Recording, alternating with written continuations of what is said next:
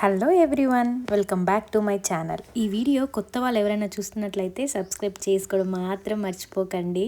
అంటే గోబీ మంచూరియా అంటే ఆ సాసులు వేసి అట్లంతా కాదు, గోబీ మంచూరియా చేయకముందే ఫ్రై వేసి అంతా వేస్తారే అట్లా ఫ్రై చేసిస్తారు. మధ్యలో పురుగులు ఉంటాయి, బ్లూ పురుగులు ఉంటాయి, చూసుకొని చేసుకోవాలి. So let's make crispy gobi fry.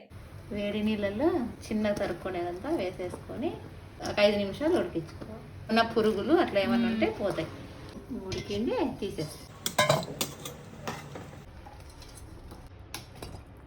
అల్లం వెల్లుల్లి పేస్ట్ దంచుకుంటాం. ఫస్ట్ అల్లం వెల్లుల్లి పేస్ట్,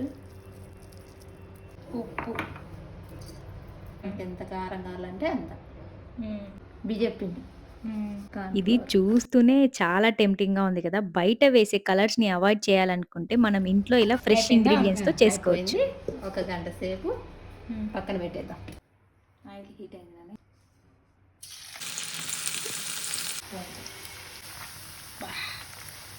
చూడడానికి ఎంత అందంగా ఉందో కదా. ఇటు ఆయిల్ ఏం తగ్గట్లేదు, నార్మల్ ఆయిల్ తగ్గిపోతూ ఉంటుంది కదా, అట్లేం తగ్గట్లా.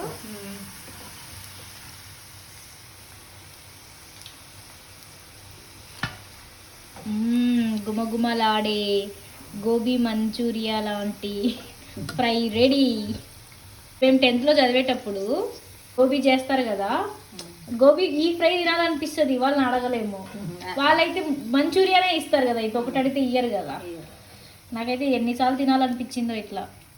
చాలా మందికి అట్లే ఉంటుంది నాకు తెలిసి, గోబీ మంచూరియా షాప్ కాడికి పోయి గోబీ ఫ్రై తినాలనిపిస్తూ ఉంటుందేమో. టేస్ట్ మాత్రం క్రిస్పీగా చాలా బాగుంది. నీకు ఎప్పుడు అనిపించలేదా గోబీ మంచూరియా దగ్గరికి వెళ్ళినప్పుడు గోబీ ఫ్రై కొంచెం ఇస్తే బాగుండు అని? అనిపిస్తుంది, తీసుకొని తింటా కూడా. మా ఊర్లో అలా ఇయ్యరు. Taste it and tell how is exactly.